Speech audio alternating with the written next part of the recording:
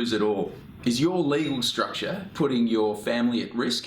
Today we're going to talk through 4 structures and 3 important considerations when selecting one.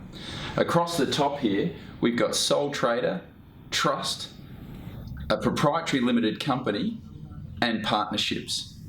They are the 4 different legal structures we're going to talk through. Down the side here, we've got the 3 important considerations: liability, cost, and the number of partners that you would have in each structure.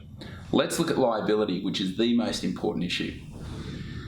As a sole trader, your liability is unlimited. What that means is that all of your personal assets could be at risk, including your house and your other investments, if your business comes into trouble and that you are pursued legally. That is the major consideration when selecting a legal structure. What is your liability? And with a sole trader, it's unlimited. Moving across to a proprietary limited company, that's the other end of the spectrum. That means that the only assets that are at risk are the assets of the company itself.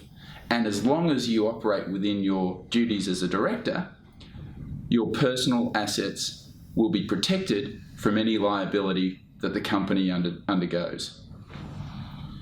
If we look at a trust and a partnership, they're combinations of companies and trusts and individuals. So it's very difficult to summarise the liability, but suffice to say that if you are an individual, a partnership of individuals, your liability will be unlimited. And if you are a partnership of companies, your liability will be limited to the assets of the company, just like it applied to a sole trader and a proprietary limited company. Let's take a look at cost. From these dollar signs, just like a menu at a restaurant, you can see that a sole trader's costs, both from a setup perspective and an ongoing compliance perspective, are low. There's only $1 sign there. As you move up this spectrum here, you can see that the costs increase.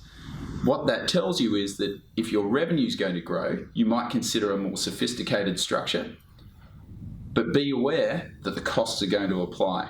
Now, some accountants are more expensive than others, so you might like to look at the Beanie quoting tool to get a quote from us. If you come down here to the number of partners, the final point, what you'll see is, as a sole trader, you can only be one person.